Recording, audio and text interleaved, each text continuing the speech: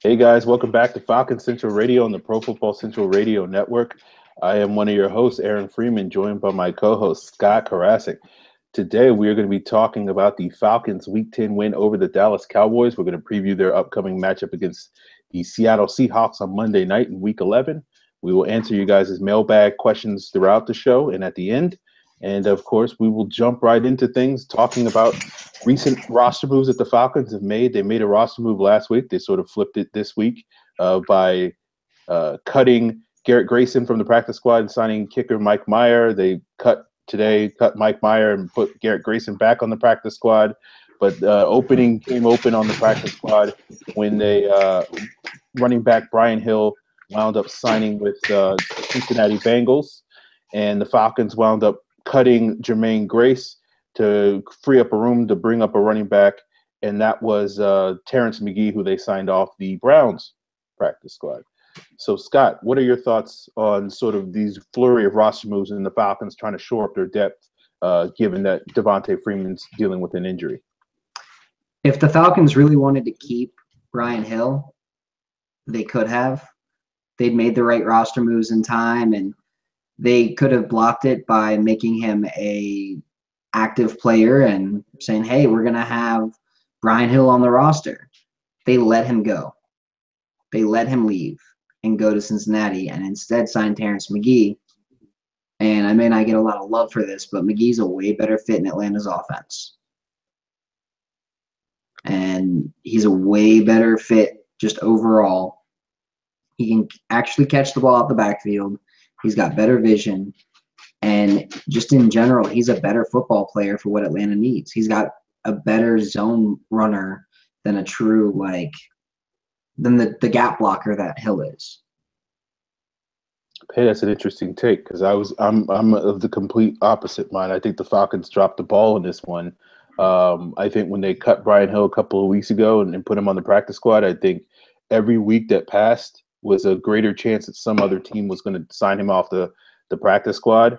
I think they really lost an opportunity to develop a young, talented running back. I know there's a lot of sort of negative feelings about Brian Hill this summer. I don't think that was largely because of Brian Hill. I think he, as most rookies do, he took some time to adjust in the NFL. He was going to need a redshirt year. That shouldn't be surprising given that the Falcons had one of the deepest running back groups in the league. The idea that he was going to come in and be this monster, I think, was people just, building up hype too much, as they often do. I think the Falcons really dropped the ball in this one. I think, my guess is Brian Hill left because he was going to get a better opportunity to play in Cincinnati than he knew he was going to get in Atlanta. And so he had one foot out the door the minute they cut him, back in September. And he was just waiting for his opportunity to leave. And, I don't know anything about Terrence McGee. He might wind up being a fine football player. I don't know anything about him. And traditionally, LSU running backs tend to do well in the NFL. So he has that pedigree going for him. But I think, the team deciding seventh wide receiver on the roster instead of and risking losing Brian Hill just to have a seventh wide receiver, I think it was a mistake. I'll go into greater detail about that when we get to the call-out section. But I'm not a huge fan of this move. I don't like cutting Jermaine Grace. I love Sean Weatherspoon, but I don't get why he's on the team still. It doesn't make any sense to me. We needed him for a couple of games now, but we really sort of shuffled the roster, and Leroy Reynolds is back. I don't see why Sean Weatherspoon is on the team anymore. But, it's their decisions. It's fine. I'm just a guy on the couch making up stuff as I go. But it does make a lot of sense to me. I get why you don't like dropping Grace. I think they just dropped Grace because he was considered the 53rd man on the roster. And I think in a week they're going to cut Bleedy Ray, and they're going to get rid of him for Jalen Collins. I get why they cut Grace because they're probably going to put him on the practice squad now. So, there's a spot available. So I get it. They needed someone who's practice squad eligible, and that's why they cut Brian Hill back in the day. For some reason, they just do not want to cut Nick Williams. He is. I don't get it. I'm not even a Nick Williams hater. I like Nick Williams, but Like, there is absolutely no reason why he's on this football team. There's none. I agree. It makes no sense. Like, I get it. Like, he has a rapport with Matt Ryan. He's game ready in the event that for some reason the Falcons have like 3 injuries at wide receiver and they need to play Nick Williams in a week. He's ready to go. And you can certainly say that Brian Hill probably wasn't ready to go. But, like, for me, it doesn't make any sense to me. But, again, I'll save it for when we get to the call-out section. We got a couple of mailbag questions about Brian Hill specifically, so I guess we'll go into this. Jason at Jason ATL 153 asks, Brian Hill, bad scheme fit or just a pure bust? Can he be both? Both?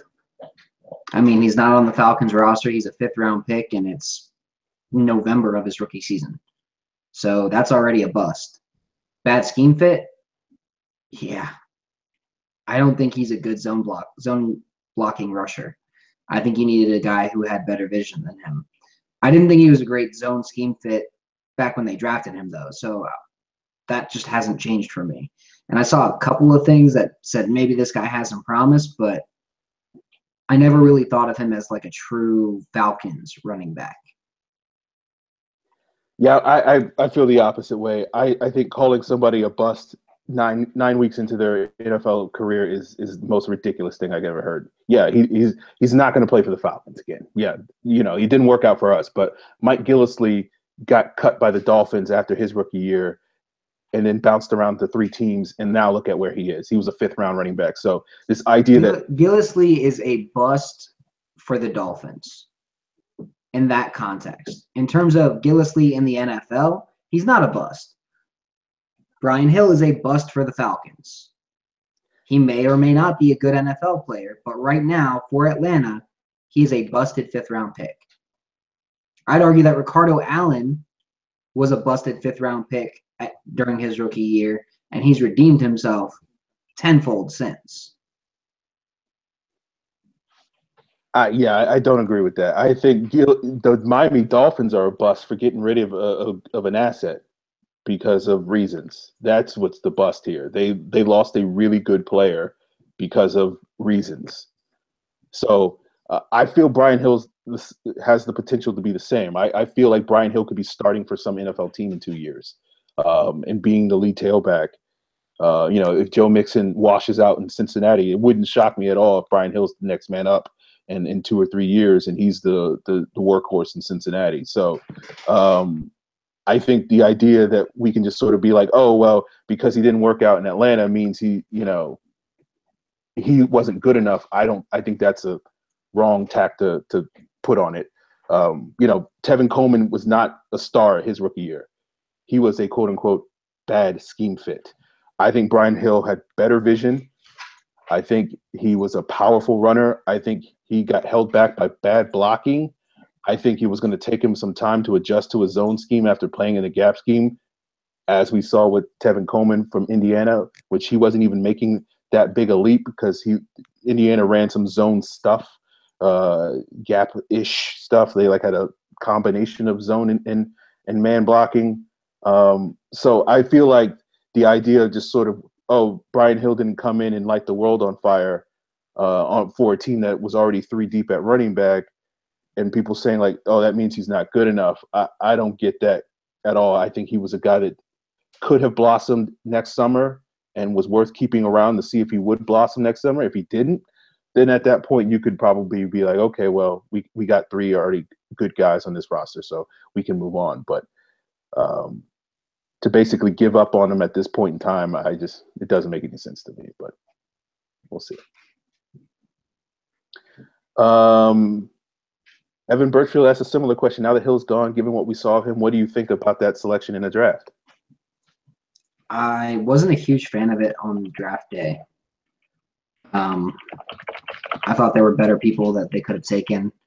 I would have rather seen TJ Logan at that time, just because he was more of that speed, all-around kind of running back. And I felt like if you were going to keep Devonta Freeman, and it seemed like they were, you don't go with a guy who's that same kind of guy Devonta Freeman is. You go with that speed, just raw speed kind of guy like TJ Logan. Or they could have just gone with, I don't know, a defensive tackle or really any other position. I mean, they wound up taking Brian Hill before they even took Eric Sobert, and they could have taken like Roderick Johnson for a swing tackle. They could have taken Isaac Asiata for some competition at guard. I mean, I just, there's a lot of different guys that could have gone.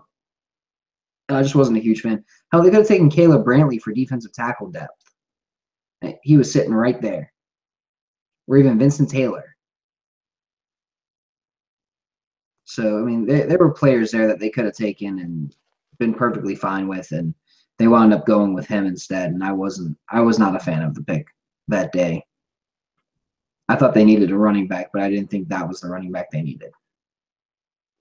I didn't think they needed a running back, but I like the Brian Hill pick. I don't have a problem with the pick. I don't, you know, I think this idea that, you know, 5th round picks are crapshoot. It's basically like there was a long time in the NFL draft where you go back and you study NFL draft history, and you go back in the 90s and early 2000s, 5th round picks had a tendency to miss more than any other picks in the draft because the sort of teams are still trying to get guys that might be able to start for them, but the talent really isn't there. And so, but that being said, I like the pick. I don't, you know, my opinion doesn't change of the pick. I think this is the Falcons messing up. This does not reflect to me at all negatively on Brian Hill. This to me reflects on the Falcons' poor roster management. But again, I'll save that for later.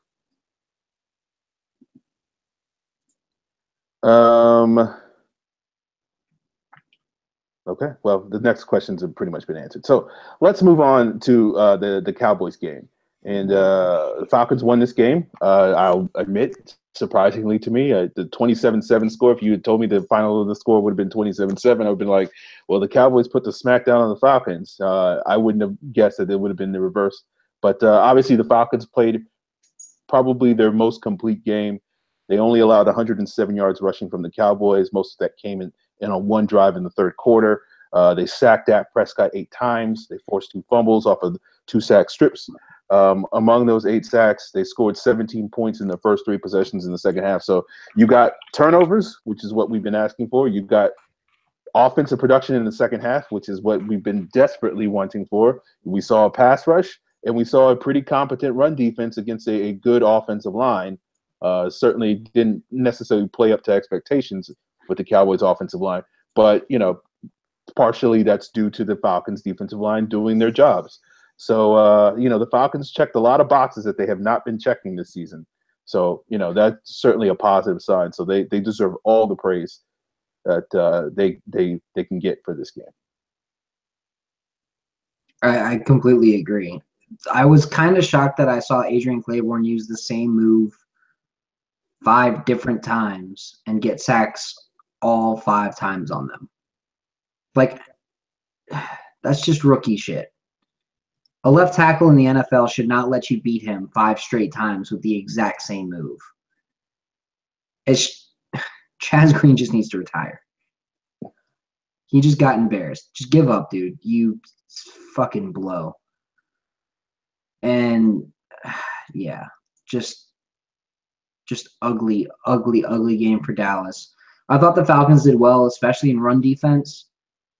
I know they gave up 107 yards on 21 carries, but I think the vast majority of that came on a total of 4 carries. And really, Dak had, 2 designed runs? So take out the 4 scrambles and the 2 big carries by Alfred Morris, and you've got a pretty damn good run defense because the Cowboys were forced to pass.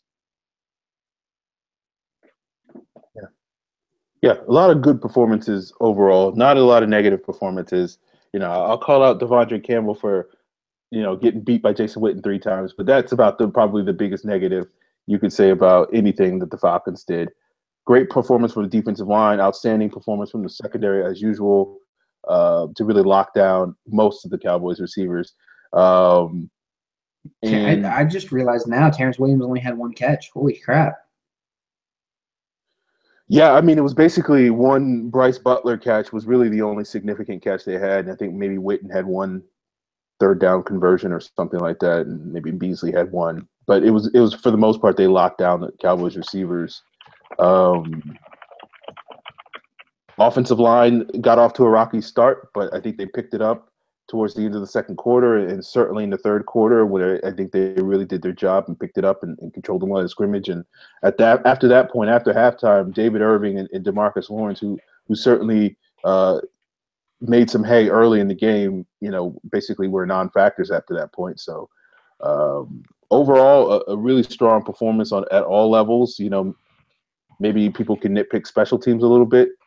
But other than that, I would certainly say the Falcons special teams play better than the Cowboys special teams because our kicker didn't miss a chip shot field goal. So that shit was hilarious. So I'll take Andre Roberts botching whatever returns. The 2 punts. Yeah, to missing a 38-yard field goal or something like that in a dome. Like, come on, man, you got to make that kick. When he doinked it, Chelsea was like, "Oh my God, did he really just miss that?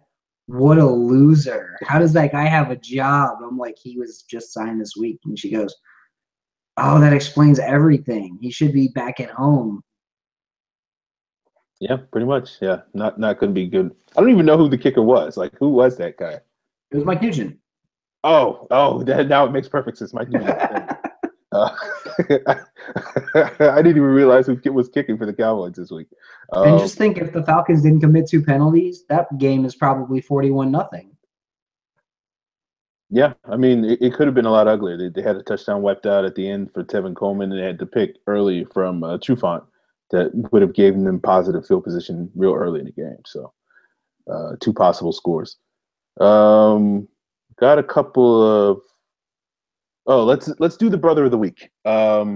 This is brought to you by Evan Birchfield, longtime listener, longtime participant in these mailbag questions. His brother of the week thing is a new feature that we've added the last month or so, where we tout somebody who shined in the previous week's performance who did not, who won't get all the headlines. For me, it's going to be Robert Alford. He gave up that 30-yard completion to Bryce Butler. I think his technique was a little off on that play. That was really the main issue. He wound up sort of holding Bryce Butler on that play, but Bryce Butler's 6'3", 220 pounds, so it's kind of hard to out-physical him. And other than that play, I think Alford played a really solid game. He's really strung together a couple of solid performances after a pretty what game was it? Was it the New England game? Yeah, it was the New England game. That was probably his roughest game of really the last year, since that second Tampa Bay game last year. So I think Alford deserves credit because obviously Trufant, it's Trufant. He almost had the pick, and so he certainly made a little bit more highlight reels. But Alford quietly shut down whoever was on his side of the field, whether it was Des Bryant or Terrence Williams. Bryant. Des Bryant had 3 catches against him, and Terrence Williams had 1 catch against him for a combined, 36 yards, something like that. It wasn't that much. 35 yards. I'll take a guy getting targeted 12 times, 8 times, and allowing 36 yards. Yep. In that range. Who's your brother of the week, Scott? I'm going to go with Grady Jarrett. He was attacking the interior. He was eating up double teams. Without Jarrett taking up double teams from Frederick and whoever the left guard was, whether it was Cooper or I forget the other guy they were using. I mean, he was eating doubles. And without those double teams, Claiborne doesn't get that one-on-one against that just garbage left tackle. And Claiborne doesn't get those 6 sacks. Sacks are a team stat more than an individual stat. And you could even look at Vic Beasley for the same kind of thing because he was getting doubles and chips on his side so that he wasn't going to disrupt on that side, leaving, again, Claiborne on the other side.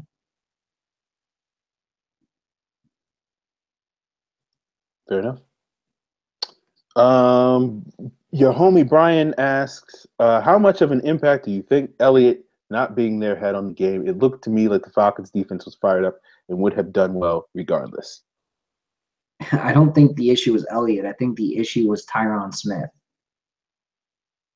If Tyron Smith is there, that game is a lot different, and I think the Falcons could end up losing because he wouldn't have let Dak Prescott get sacked 6 times by Adrian Claiborne and one more time by Brooks Reed. That Tyron Smith was way more important than Ezekiel Elliott ever could be.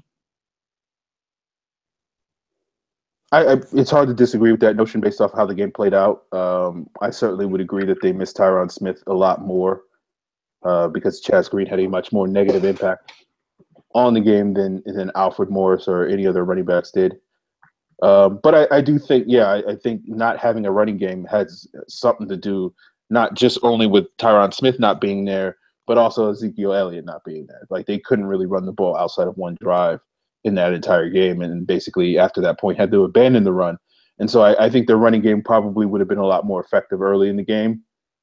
Had Zeke been in the game, I think having him as an outlet in the passing game probably would have made it a lot easier, given some of the struggles for Chaz Green to block Adrian Claiborne, and so Dak would have had a little bit better options on checkdowns and whatnot, and maybe Zeke could have made a couple of moves in the open field and busted a decent gain here or there.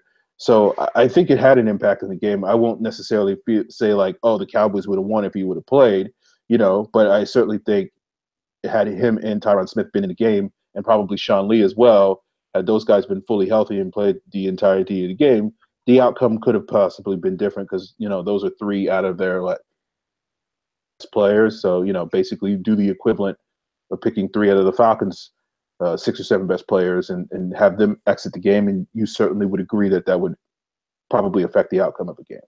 So, yeah. Bruce Luan at Big Boy Brewski. Knowing Dak was another mobile quarterback we faced, how did the D-line finally stop him and the running back to abandon the running game? They finally stopped him because his left tackle couldn't protect him, and Vic was creating pressure on the other side. Grady and Poe were creating pressure on the interior. It wasn't just because Claiborne was destroying everything. They were playing a team pass rush, and that's the only way you actually get sacks. I want to see more of it this week against Seattle. I don't think they really did a great job containing Dak. I think Dak was able to make a lot of plays with his legs. I think what stopped them was the fact that the Cowboys got behind 3 scores, and basically Dak trying to run for every first down was not going to get them back in the game. I think he could have possibly done it if he really, really wanted to. Like if Vic had been in that situation, Vic probably would have put up 142 yards against us.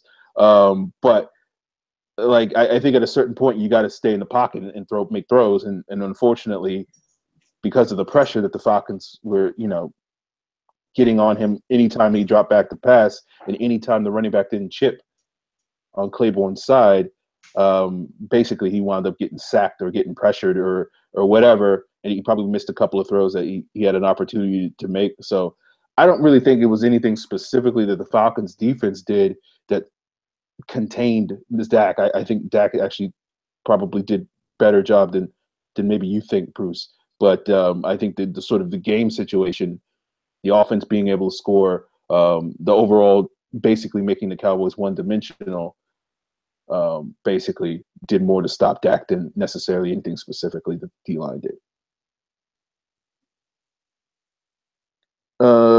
Big Boy Brewski also asked, who else other than Claiborne did you think performed well? The entire secondary. You don't hold a team to 176 positive yardage in the passing game. Like, take out the sacks. 176 yards is what they allowed to one of the best quarterbacks in the league. They did a great job this week. I can't think of the last time he was held under that.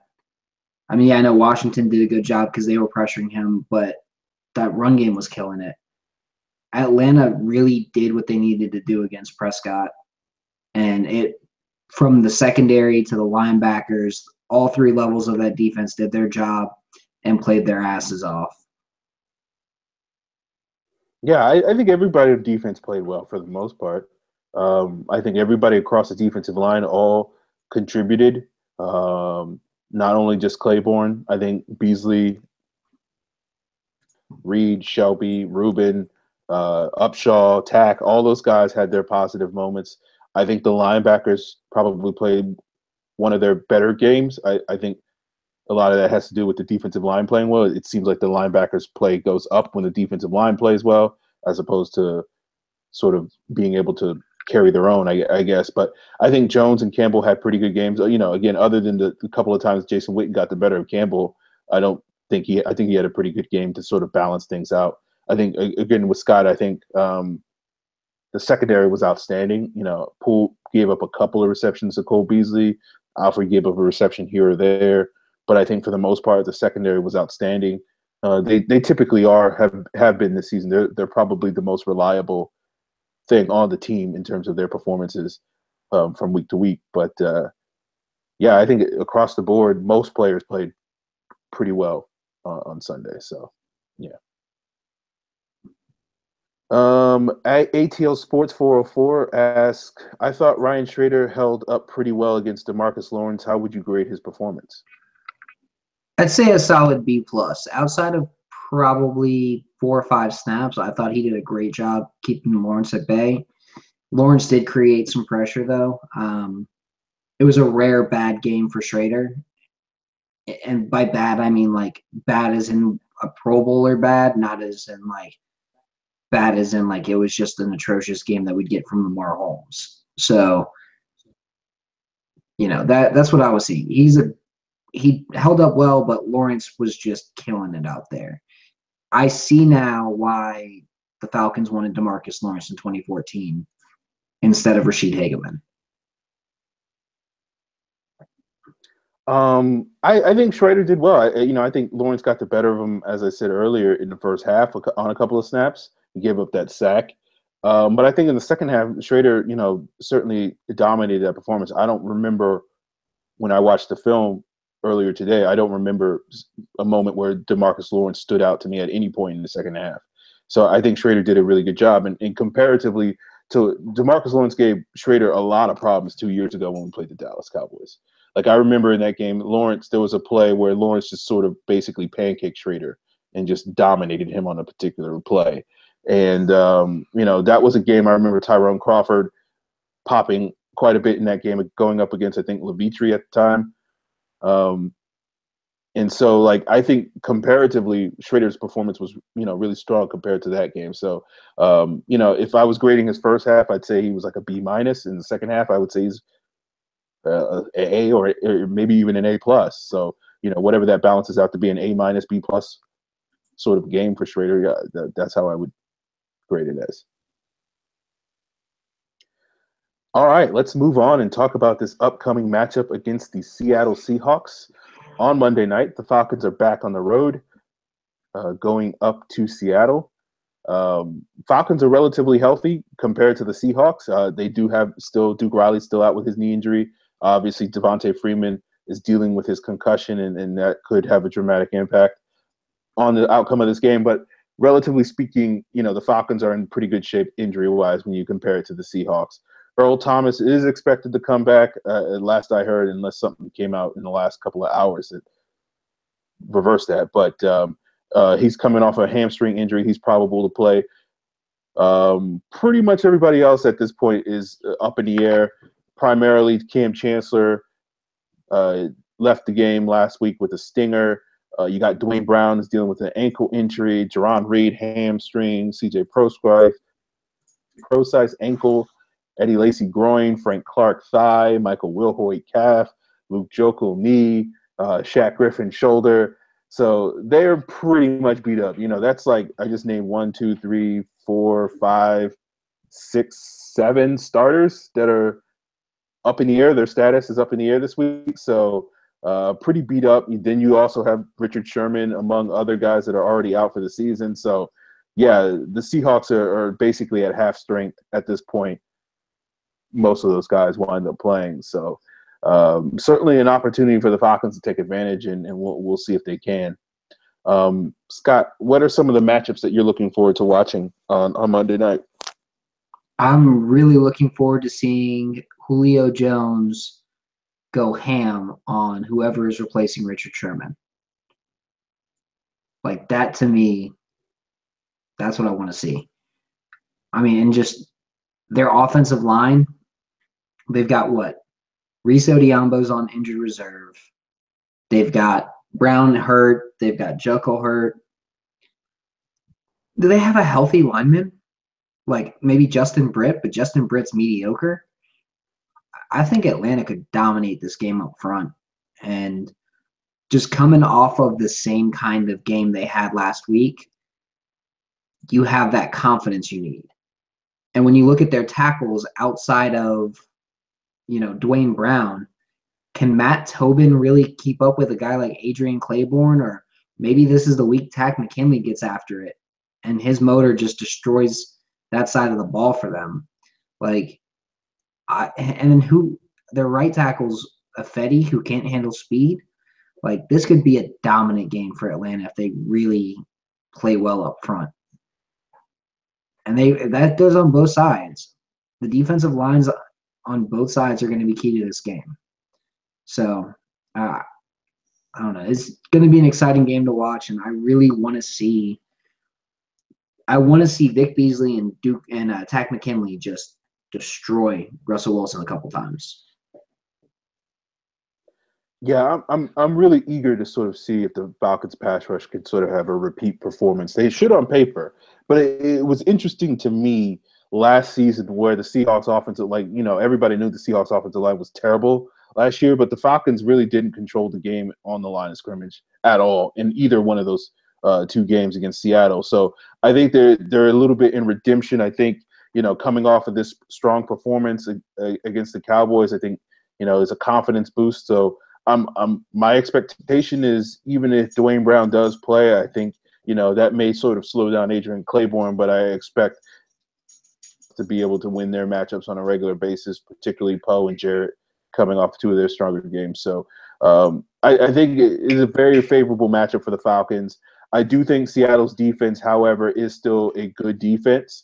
And I am still not fully sold on the Falcons' offense. They're coming off one of their better performances against Dallas, but we have yet to really see this team put together two consecutive good games offensively this year. So I think that'll be a big test to see if they can do that this week against a solid Seattle defense. So far, the early results have been most of the times when the Falcons have played good defenses, they haven't really fared that well offensively. So the good thing is I think the defense is up to par. That if this has to be a sort of a low-scoring win, a 17 sort of game, I think the Falcons are in a position where they can win that sort of game. But it'll be interesting to see if the Falcons can sort of, rise up, as it were, and really take care of business and come out on the road against a tough and physical Seahawks team that isn't going to lay down and go out there and show that they're one of the better teams in the NFC and dominate a pretty beat up and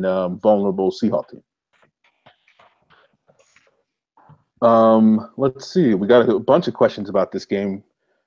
Brian, at your homie Brian, asked, the Falcons pretty much dominated Seattle in the divisional game last year. Do you guys think the Falcons would have likely have won that game at Seattle? I mean, at this point, it's pointless to worry about this, but yeah.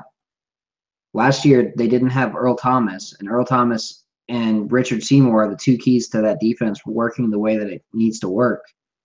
Without Earl Thomas, the Falcons destroyed them. So I don't think it would have changed any bit. They still had Steven Terrell playing free safety for them. They were still getting dominated up front in the run game. I don't think anything would have changed. I mean, maybe it would have been like 29-16 instead of, or 29-24 instead of like 30-24 or whatever it wound up being. But it would have been like maybe a touchdown less for both teams. I honestly don't think the Falcons really dominated the Seahawks game to the degree that people think they did.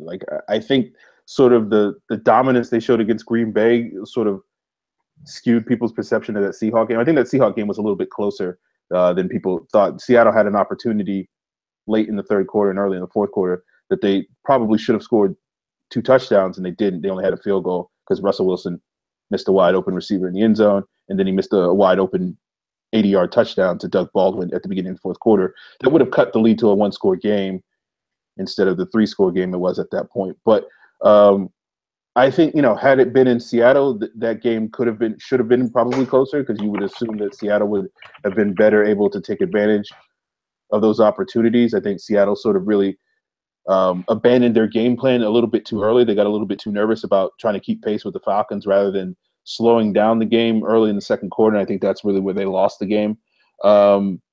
So, would that have changed had they been in Seattle? I don't know, maybe. And maybe if they had done that, maybe they would have a better shot at winning it. But, Seattle's a tough place to play. There's no doubt about that. So certainly the outcome of the game would have been different. Whether it would have meant that the Falcons would have lost the game, I don't know. I feel like at that point in the season, the Falcons were on a roll to the point that they probably would have been able to go into Seattle to the same degree that they almost did in Week 6 and would have taken care of business. But, I certainly think it would have been a harder game had it been in Seattle versus being in Atlanta. Andy at Falcons. Andy, do you think a plan will be put in place to help Wes Schweitzer against Seattle's defensive line, or will it be a case of sink or swim? I think Wes Schweitzer has done pretty solid. He's had his moments where he's gotten driven back, but for the most part, he's been not that much different than Chester. I think he's been slightly better in pass protection and not as good in the run game. And the run game is really where he's been hurt. I think it's still going to be sink or swim. I think they're looking at him like he's a rookie offensive guard, and they're going to let him take his lumps now and become a better football player next year. By putting him in between Mack and Schrader, they're letting him get the experience next to some intelligent, good offensive linemen who, at the end of the day, will sit there and go, hey, on your next play, next time you see this, do that. On the next time you see this, do that. And it's only going to help him get better. He's only improved throughout the season. He's had a couple games where you're like, oh, man, what did he do here? But for the most part, he's had a very productive season as a guard. And as far as a drop-off from Chester, there's not been one. Yeah, I mean, I was very nervous about Wes Schweitzer early in the season, but I think over the first month of the season, he sort of earned my trust. Like, he's had the typical up and downs that you would expect from a first-year starter that's, this young in his NFL career. Offensive linemen take 3 to 5 years to develop. That's the truth. Look at Jake Matthews. Look at Ryan Schrader. Look at, anybody out there. It's a very rare type of player that's a Zach Martin that comes into the league day one and is a star up front.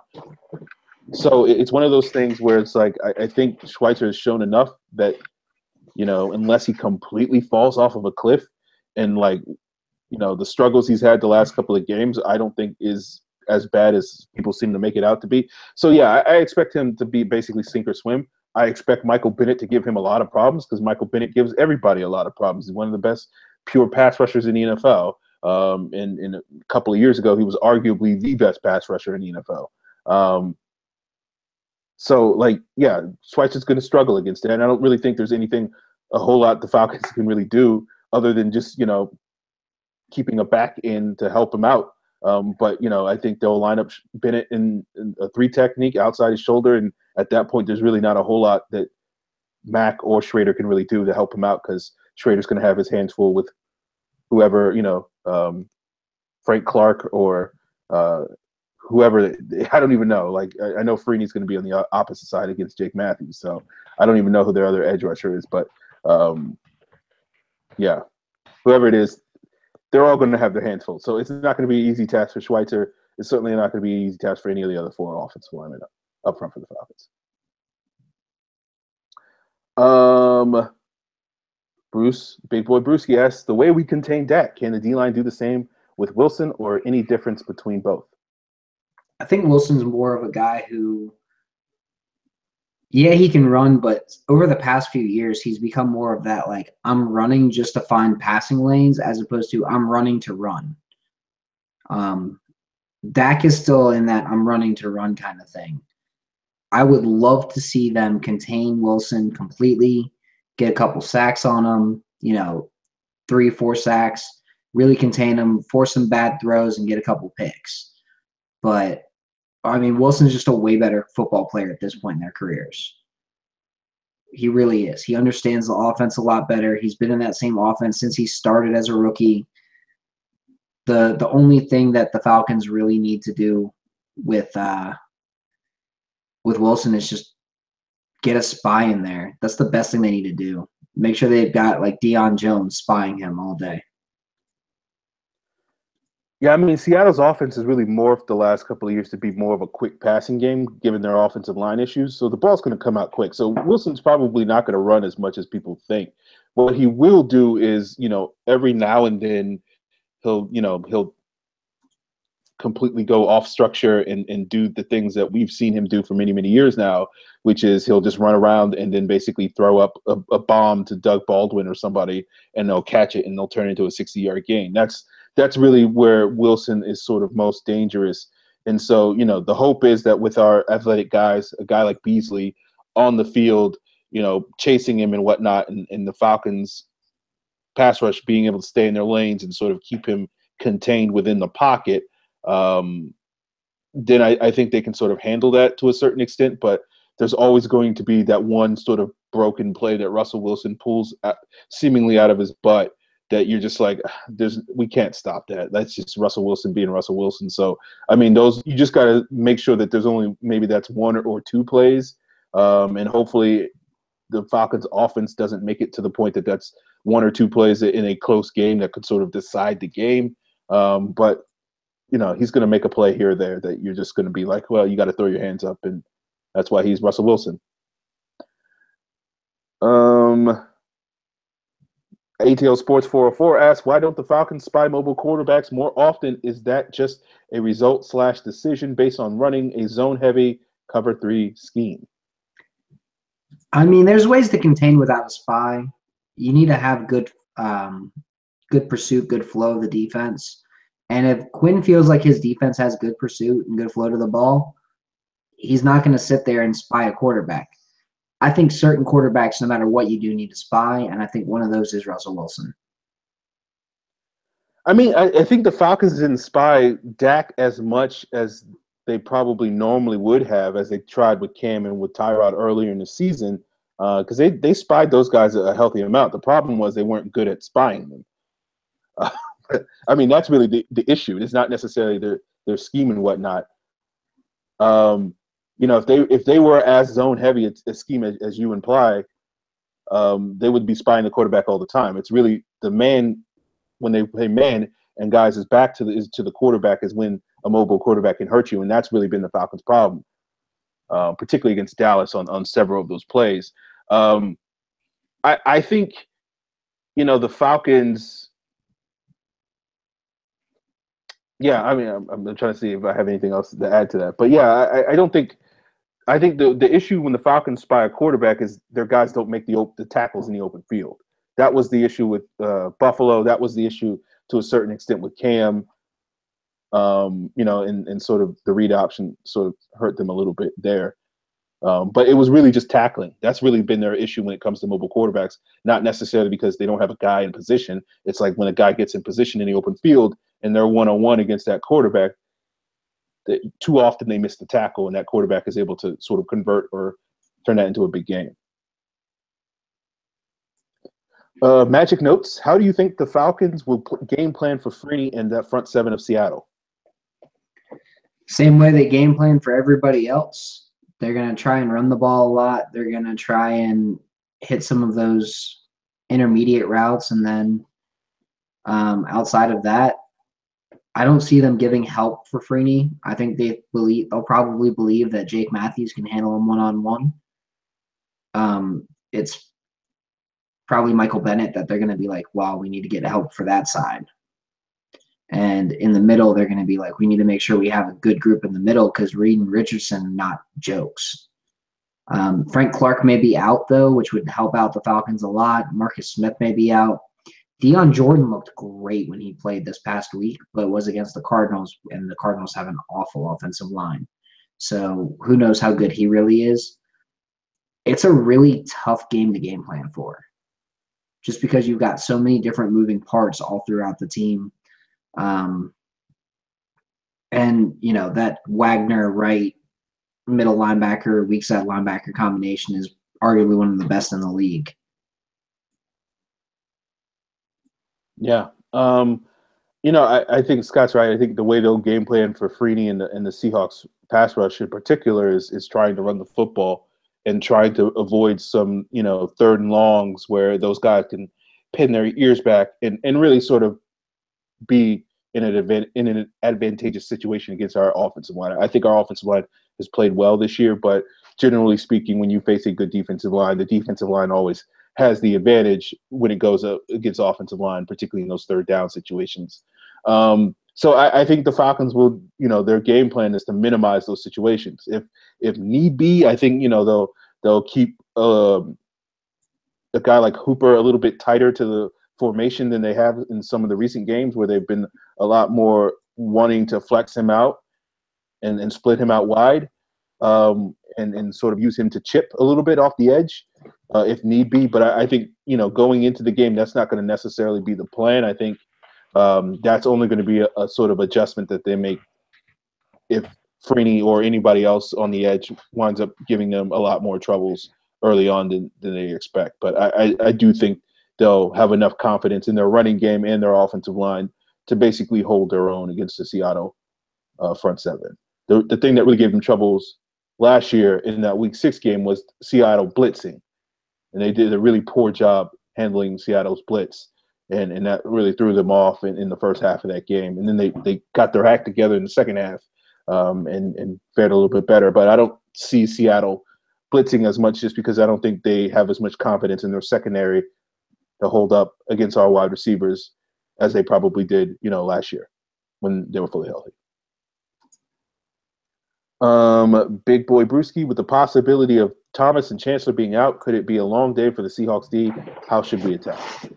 I think it could be, especially if Thomas is out. I think Chancellor's good, but I think if Thomas is out, this game is done.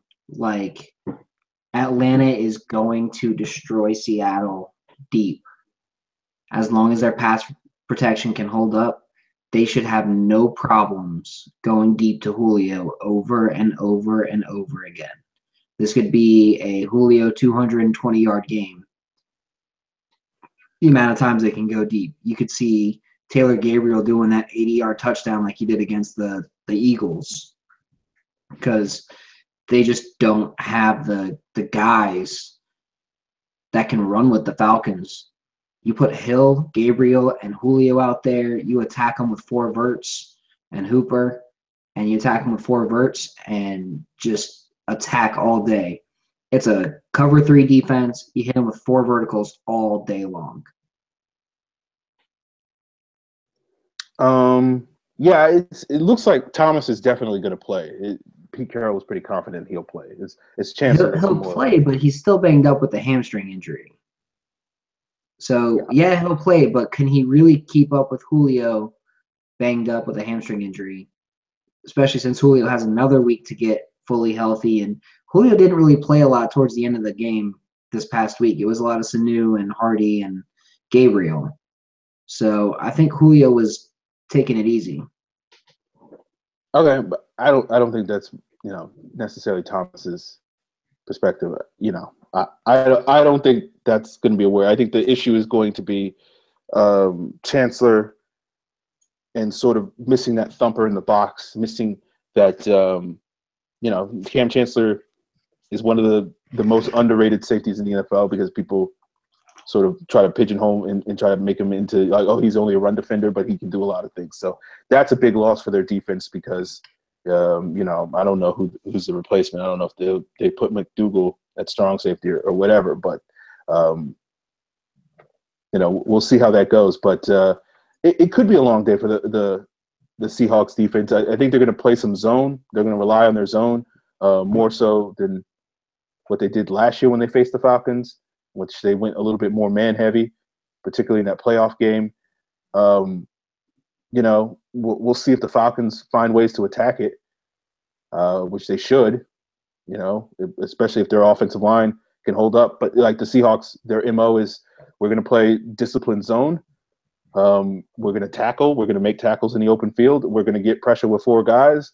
And when they can do those things, their defense is really good. And generally speaking, that's really what they've been this year. So I don't expect that to morph into like all of a sudden they become terrible this week. But certainly I do think the Falcons will have some opportunities to exploit them. So yeah, we'll see how it goes. But I don't expect this to be like a 500-yard performance or anything like this from the Falcons offense. ATL Sports 404, Seattle's offensive line is improved but not great. Could the Falcons take advantage of this in the same way they did versus Dallas? I think so. I think it'll take a team effort to be able to get as many sacks as they did, because as Aaron was saying, it's a quick passing offense. So they're going to have to press these receivers at the line and play physical and get up in their faces. And one thing that we've seen with Trufant and Alford, they're not afraid to bully these guys. They're not afraid to press these dudes. They're not afraid to, Doug Baldwin and Paul Richardson. They're not afraid. All of Seattle's receivers are basically the same 5'10", like 175-pound guy. Like outside of maybe Tanner McAvoy. Yeah, I mean, I don't expect the Falcons to get 8 sacks against the Seahawks offensive line, just because I do think they'll make a much more concerted effort to – like, I think Dallas went into the game thinking, our offensive line, even without Tyron Smith, is going to be able to take care of business, and they were wrong about that. And I don't think Seattle, after that game, is going to make that same sort of assumption, especially given their offensive line has given them really no reason to think that ever, going back like 5 years. So I think they'll game plan to sort of get rid of the ball quickly. They'll try to run the football as effectively as they can. I don't expect it to, them to gash us. I hope they don't gash us. And so, I don't see the Falcons really racking up the sacks to the same degree they did last week, unless they can sort of shut down the run game and force Seattle into a lot of 3rd and longs where Wilson can't just sort of, use the 3-step drop and get rid of the ball quickly, where it's like 3rd and 9, 3rd and 10, 3rd and 11, and then he has to hold on to the ball and wait for his guys to get open, which in against our man coverage, they shouldn't be able to do. And so that will give our pass rush an opportunity to really sort of exploit those guys. We'll see if that happens, but yeah, I wouldn't go into this game expecting like 8 sacks or anything like that. Maybe 3 or 4. Certainly, that's certainly a possibility. Maybe more if things break our way, but I don't think we'll dominate this game in terms of, Russell Wilson's going to be eating turf all game long. I think they'll find ways to scheme around that. ATL Sports 404 asks, what do you think the key is to stopping Seattle's offense? Covering Jimmy Graham and keeping Wilson in the pocket seems the most obvious answer. They've gotten next to nothing from their running game. I think containing Russell Wilson is important. I think covering Jimmy Graham is important. You still got to force their running game to be bad, though. You still got to play the run hard. You still got to, make sure you hit Wilson when he runs on those naked bootlegs, and if they do any sort of zone reads. But manning up on Doug Baldwin is by far the biggest thing. He doesn't get a lot of credit. A lot of people talk a lot of shit because he, looks like a slot receiver. But Doug Baldwin is by far their best receiver on their offense. By far. Yeah, can't dispute that. I think Seattle has, Baldwin can give you problems. I think Paul Richardson's shown that he can give you problems with his sort of speed and his ability to win in traffic. He's made some pretty ridiculous catches, including against the Falcons last year. So I do think, you got to stop the run. You can't like Seattle, Seattle's ideal situation is, the Falcons are soft against the run. Let's run the football, and then all of our problems go away. And so the Falcons can't let Seattle, giving up 107 yards against Dallas's running game is very good. Giving up 107 yards to Seattle's running game is not very good. So I think the Falcons need to stop the run and then sort of force Seattle again into these 3rd and longs and then not let their guys beat them.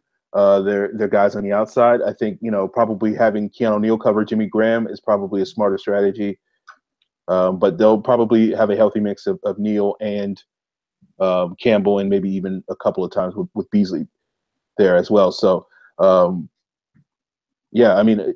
Seattle's not necessarily a game that takes a mastermind to game plan for, but guys got to do their job. So we'll see if this defense is able to do that. They should be able to, but we'll see. ATL Sports 404's last question about the Seahawks game is, Seattle's secondary has injuries, and I expect them to try to blanket Julio at all times. Is there anyone in particular who could benefit the most from this? Maybe Taylor Gabriel. They have injuries, and you expect them to blanket at Julio, but if they put two guys on Julio, and those two guys are Steven Terrell and Jeremy Lane, it's not going to make any difference. So I think they're going to kill it with Julio, and I think Taylor Gabriel is going to have a good game, and I think Sanu is going to have a good game, and hell, I think Austin Hooper is going to have another good game. Hooper had a great game this past week after an awful game against the Panthers, and I think we'll see him play. I think we'll see Hooper continue to improve week to week. Interesting. Yeah. I think the guy to watch is Sanu. I think, he really did a number on Jeremy Lane in that playoff game, just because, unlike Deshaun Shedd, he can body Jeremy Lane, and he can't body Deshaun Shedd. So I think this is, if Sanu goes up against Lane again this week, I think he's probably the guy that you would look first and foremost to benefit, just because the offense typically tends to run a little bit more through Sanu than it does a guy like Taylor Gabriel, who's coming off probably his best game of the year, but it's really one game that he's really had that he's looked like that. And so I don't expect us to see that 2 weeks in a row, especially since it's basically taken 8 games before we saw that from him. I think Sanu is the guy to keep an eye on. If Chancellor doesn't play, then I do think that does open the door quite a bit for Austin Hooper. If Chancellor's playing, then I don't expect Hooper to do much in this game. That's one of the things about Seattle's defense. They are good against tight, or traditionally they haven't been great against tight ends, but this year they've been pretty good against tight ends, and they're really good against running backs. So it's really sort of getting those guys on the outside to win. Obviously, we know Julio's capable of doing that, but teams tend to scheme to try to prevent that from happening. So I think Sanu is the guy that's probably in the most favorable situation when he goes one-on-one. All right, let's get to the call-outs of the week before we get to the rest of the mailbag. This is where we call out something. I already touched on a lot of this at the start of the show. I'm going to call out Dan Quinn. I think he makes a mistake here. I know everybody in their mama's turning on Brian Hill and saying, oh, he's a bust and he's not good, and the Falcons were smart to get rid of him, and that he's a wasted draft pick. I don't get that at all. I don't get giving up on a guy 9 weeks into their NFL career. I think the Falcons made a mistake by cutting him in the first place and putting him in the practice squad and risking him being signed off of somebody else's roster. He was a coveted running back coming out of the draft. Someone was bound to do it the minute someone had an injury. We saw Cincinnati do it this week. I don't understand why they kept Nick Williams. Why are they keeping 7 wide receivers on the roster? Why is Sean Weatherspoon still on the team? I don't get it. But, Dan Quinn makes these sometimes weird decisions with the roster. He loves him some Nick Williams. It is what it is. I think we lost a potential piece long-term in Brian Hill that could have been an asset for us in 2 or 3 years when we need some more running back depth, presumably if Tevin Coleman isn't re-signed or Teron Ward isn't re-signed. And for a guy in Nick Williams who's not going to do anything, he's just going to continue to somehow make this team as a 6th wide receiver or a 7th wide receiver and not play. And he'll catch one catch a year, and people will be like, oh, yeah, Nick Williams, he's so scrappy. And it's like the offense is clearly better when he's not in the lineup because he can only play in the slot, while every other wide receiver on this team can play both in the slot and outside. He's a very limited player. Again, not trying to hate on Nick Williams, but it doesn't make any sense why this team is so married and so in love with Nick Williams especially as a 7th wide receiver. You have 6 wide receivers. All of them are healthy. It makes no sense to me why you are losing assets, future assets that you can develop that could be assets for you in 2 or 3 years for a guy who in 2 or 3 years, if he's still on the roster, people are going to be shooting themselves in the head, wondering what the heck is going on with this team. So that's my call out of the week. I don't get it, Dan Quinn. You let a good player go. Good luck to you, Brian Hill. I'll be rooting for you in Cincinnati to potentially throw it back in Dan Quinn's face. So when you have that 1,000-yard season in 2 or 3 years, then I'll be looking at you, Dan Quinn, like, you idiot. Why did you let this guy go? But that's me. I mean, let's go back and look at who Dan Quinn's 5th to 7th round picks are. They're not exactly world beaters here. Oh, Grady Jarrett and Wes Schweitzer? Oh, yeah, those guys are bums. Outside of those 2 guys. Because for every Grady Jarrett and Wes Schweitzer, there's, I don't know, a Jake Rogers or an Akeem King, a Devin Fuller. Yeah, Harlow looks solid. Kazee, Sobert, those guys look solid. Brian Hill probably wasn't the best fit for this roster. I'm going to call out the Cowboys for not giving Chaz Green any help. Yeah, I know this is a Falcons show. I wanted to see Vic Beasley get a couple sacks. I wanted to see Grady Jarrett get a couple sacks. Chaz Green can't block Adrian Claiborne. At least let someone else get a sack. That's just my thought. It's not even a real call out. I really had nothing I could be mad about this week. Okay. Let's get to the rest of the mailbag. Brian asks, when will Julio get some touchdowns? I would love to see Julio in the end zone more often. Wouldn't we all? Hopefully now. Hopefully this week. And they do like 20 catches, 220 yards, and 3 touchdowns. One of those crazy games, or like 10, not 20, but like 12 catches kind of thing. And he's just destroying them. Well, the Falcons are 5-3 when Julio doesn't score a touchdown. They're 0-1 when he does. So, you do. No, I'm kidding. Yeah, of course. Let's see Julio get some more touchdowns. I think there was a couple of weeks though where the Falcons were trying to force it, and I don't think their offense works when they try to force the ball to Julio Jones. And I think, those couple of games where they, in the red zone when they were trying to force the ball to Julio Jones, their red zone conversion percentage dipped to like 30% from like 60%. And I don't think that's a coincidence. Like, I think you just got to let it come. If Julio scores 5 touchdowns this season, he scores 5 touchdowns. If he gets 2 touchdowns this season, he gets 2 touchdowns. As long as Falcons make the playoffs, who cares how many touchdowns Julio has?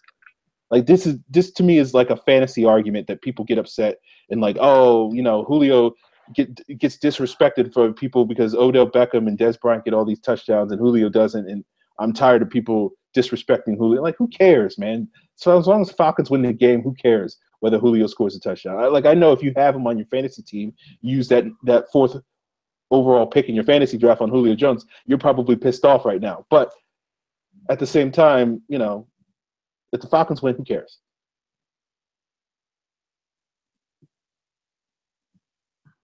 Next question comes from John at Johnny. Oh, he doesn't want to be called Johnny.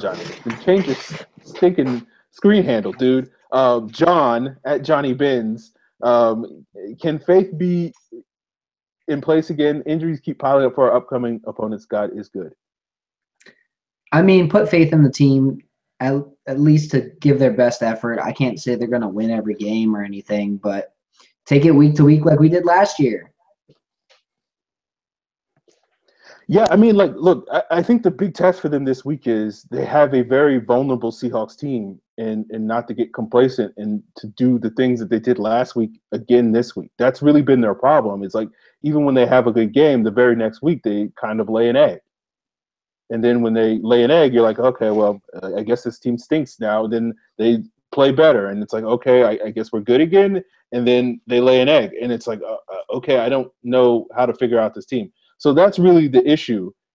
It's like, yeah, they have some opportunities to sort of rack up some wins in these next couple of games, but they need to take it 1 week at a time and play good football and not just assume that because Seattle's beat up, because Tampa Bay is probably going to fire their head coach at the end of the season, and Minnesota, doesn't have a legit starting quarterback, that they're just going to run the table. They have to go out there and earn it. So, yeah, I mean, it's certainly possible. I understand people wanting to believe, and I don't want to be the guy that rains on you guys' parade. So they just got to go out there and prove it. Derek Hunter at D-Rock the Party, ready for the Derrick Coleman revenge game. He's a fullback. Who gives a shit? Look, Derrick Coleman's not getting in revenge. The player that beat him out for his fullback job is right now a defensive tackle in the Falcons practice squad. So, Kenny Tupou. So, I like if he shows up, great. You know me, I love a good fullback game, but I don't think Derrick Coleman meeting Bobby Wagner in the hole is going to end very well for Derrick Coleman. Just a theory. I don't know. Spitballing here. Andy, how much role do you think Ward will have in Freeman's absence, and do you expect Hill to be active? Andy asked this question probably about 15 minutes too early. I mean, yeah. Hill won't be active. Ward will be what he was at the end of the game, probably a handful of carries.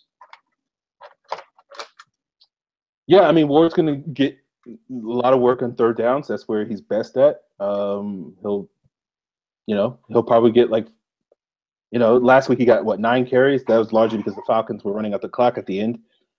But he'll probably get 3 to 5 touches in the game, and most of what he'll be asked to do is pass protect. So that's really it. It'll mostly be the Tevin Coleman show.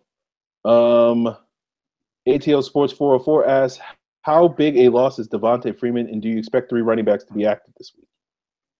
I don't think Freeman's as big of a loss because the Falcons have Coleman, but if they didn't have Coleman, Freeman would be a massive loss. He's arguably a top 4 running back in the league, so not a fun one to lose.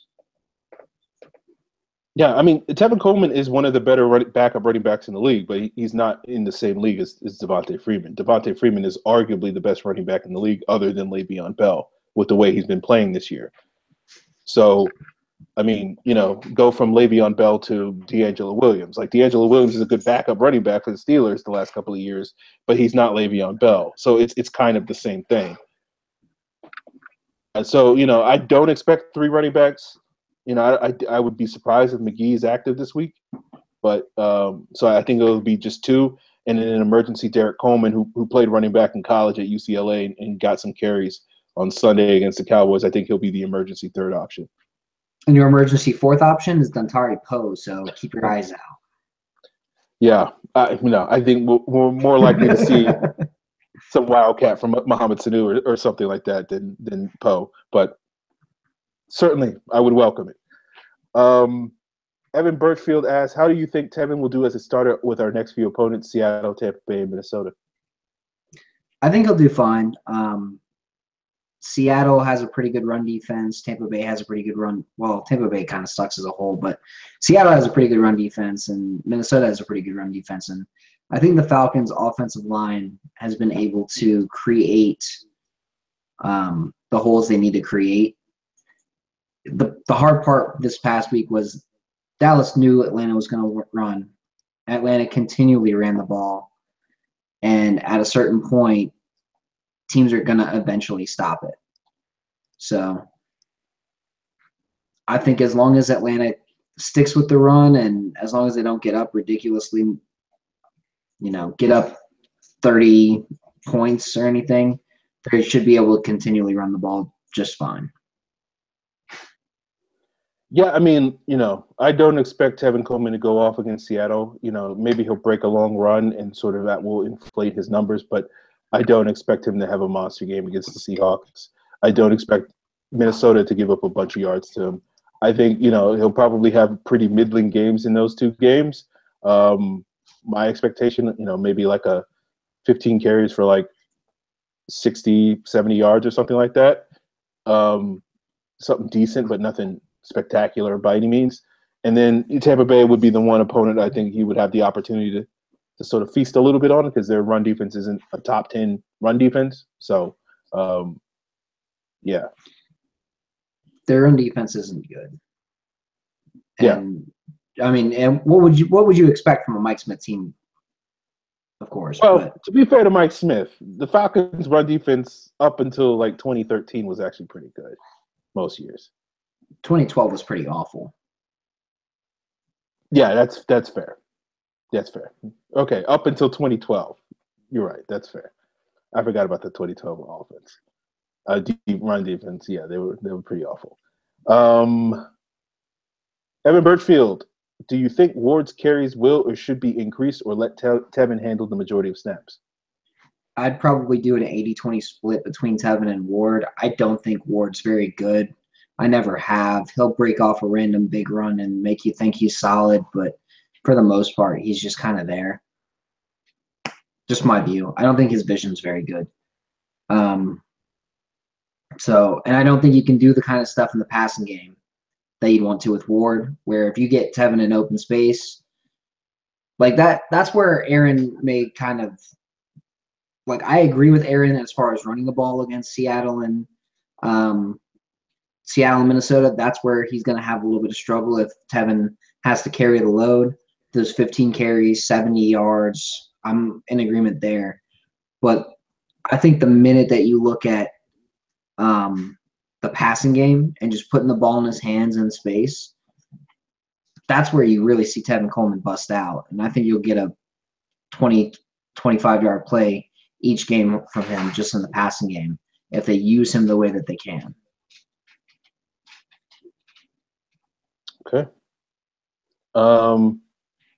Yeah, I don't expect Tevin Coleman to be that valuable in the passing game these next couple of games, just because DVOA, how much stock you put in that. But Seattle's the number one ranked defense against running backs in DVOA in the pass game. Minnesota's number 7.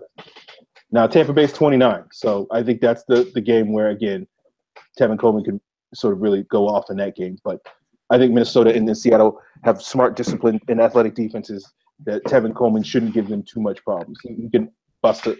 Tevin Coleman's so fast that he can bust a run and sort of turn a simple 10-yard gain into a 40-yard gain pretty easily. But I think it'll be harder to do against Seattle and Minnesota. To answer Evan's question, I like Teron Ward more than Scott does, but I don't necessarily see him needing to be a bigger part of the offense than what we saw last week. It was a 2-to-1 split. That's the most I could justify it. And that was primarily, again, because the Falcons were running out the clock and they were feeding Ward at the end of the game more so than Coleman, just to give Coleman a breather. So, yeah, I think if we get into games where we're running the football 30 times, then, yeah, Teron Ward getting 10 carries. If we're only running the ball like 22 times, then Teron Ward getting 10 carries is probably not that good. It should be like 3 or 4. Yeah. So, yeah. Falcons Andy asks, should we be concerned about the penalties given against the defensive line, or are they expected but just memorable due to taking turnovers off the board? It's just bad luck at this point. Like, you get a turnover, you're guaranteed a penalty. Like, at a certain point, these are going to be completely done. They're not going to have any more penalties on these turnovers, and these turnovers are going to be huge for momentum for the rest of the season. When does that happen? I don't know, but I feel like there's been one a week since the Detroit game. Yeah, I think they're more memorable because they seem to always coincide with a Robert Alford or a Desmond Trufant interception. I think there's been at least 3 of those. New England 5. Okay, there you go. So, yeah, I just think they're a little bit. Obviously, they're not that memorable because I forgot them. But yeah. So yeah, I don't think it's that big a deal. You had one against the Lions where Alford intercepted the ball and there was a Trufant holding. You had one against the Bills where it was a Deion Jones and there was a roughing the passer. You had one against the Dolphins, the same situation. You had one against the Patriots where it was a Alford with the roughing the passer. One. And then you had the one versus the Cowboys this past week. So they had one 4 weeks in a row, and then they had the Cowboys this week. And they just need to stop doing stupid shit like that. Okay. Andy asked, do you expect Jalen Collins to be activated next week? And if so, does he have a role to play this season? ATL Sports 404 asked a very similar question. Yes, he will be activated next week. He will have a role to play this season. What it is, I don't know yet, but it'll definitely be a role. I don't expect him to be active for the Tampa Bay game. I think maybe the Minnesota game. I think there'll probably be a week where they evaluate him, they see how he practices and whether he deserves an opportunity to play. I don't think they're going to rush Jalen Collins back anytime soon. I think Brian Poole's holding it down right now, and so other than maybe the Minnesota game where you would want to have Alford or Trufant shadow Diggs in the slot, I think the ideal scenario in that Minnesota game is to have Alford play in the slot when they go 3 wide, have Trufant shadow Thielen, and then you would want a big corner other than Brian Poole to go up against Laquan Treadwell on the outside. I don't really think there's a specific matchup where at this point you would look at Jalen Collins and be like, yeah, he would be an upgrade. I think Brian Poole's played well enough that he can be trusted for most of the rest of the season being your nickel guy.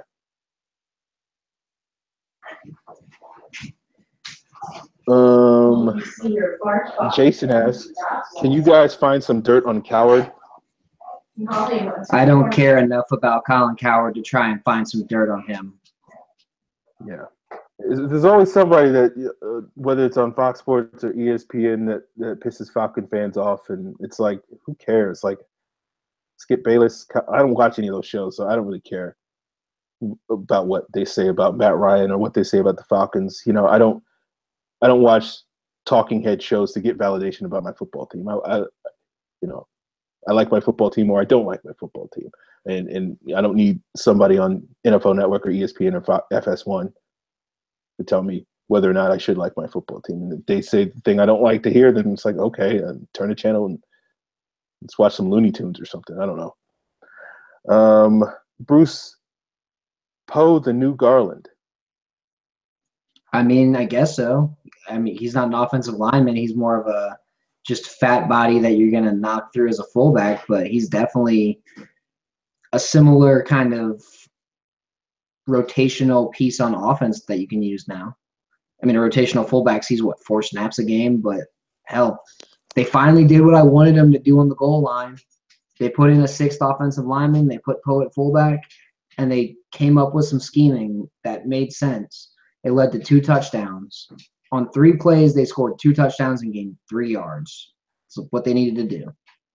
Yeah, I think they smartly used Poe in those situations. Coleman wasn't really getting the job done in those sort of power situations. Getting Poe there makes a ton of sense. Maybe we'll build off of that, and we'll actually run a play action fake and have him, curl out into the flat and catch a touchdown in one of these games coming up. So, I guess he's the new Garland in terms of versatility, but I think we're going to continue to see Ben Garland being used as a tight end. He played some left guard at the end of the Dallas game as well, did a very good job. We've seen him play defensive tackle when in a pinch. Fortunately, the presence of Ataba Rubin means that's not really necessary moving forward, but I think for the most part that Poe, might be that guy that sees a little bit more reps on offense and defense week to week moving forward for the rest of the year. ATL Sports 404 asks, it could be too early to ask this question, but do you expect Atlanta to extend Poe after this season? He's been as good as advertised and has done a lot to help the D-line. I mean, I would hope that they do extend him. Poe's been excellent. I think he's been exactly what Grady Jarrett needed to be the right kind of guy or to really break out. And I think Jarrett's had his best season playing next to Poe. I think Poe's been fine. I think he's played a good season. Whether the Falcons resign him really just boils down the price. For me, it's one of those things where it's like I think Poe's had a good season. I don't necessarily feel like he deserves a monster contract that he's going to try to get this offseason. But if he's willing to sign for a pretty cheap deal, I'd be all for re-signing him. If he wants that Damon Harrison, Jonathan Hankins money, then I'm like, you know what, Dante Pope, we'll see you on when we see you. So, I think he's been fine, but learned in terms of he'd be a high priority to re-sign at any cost. It just depends on price. Bruce asks, has Sark finally understood the weapons he has around Ryan, Hardy, Gabriel, and Hooper and Coleman? I think he's understanding them a little bit better than he used to. He's not perfect, but he's a lot better than he used to be. Yeah, I mean, last week, all four of those guys played well for the first time this entire season. So that's a positive development. We'll see if that continues. Hopefully it does. If it does, then we can say yes to this question. But, at this point, it's a Skype. Eventually, one of these games, these guys will play well. But hopefully it can continue. Digital Demon asks, biggest weakness on the team as of right now? Still going to be run defense, still going to be getting that offense to stay in that rhythm, that momentum. Get that offense to keep hitting the big plays that they need to hit. Yeah. The run defense certainly is the thing that worries me the most because that has been the thing that has consistently let the team down the most this year.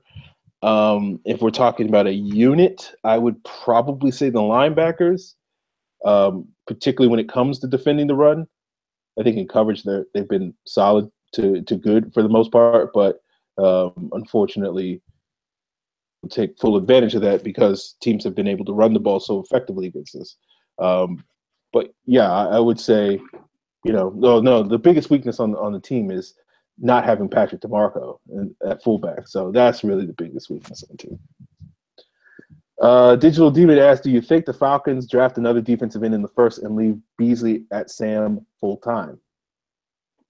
I think it's a possibility, especially if Beasley fully gets his conditioning to where he can play 80%, 90% of the snaps.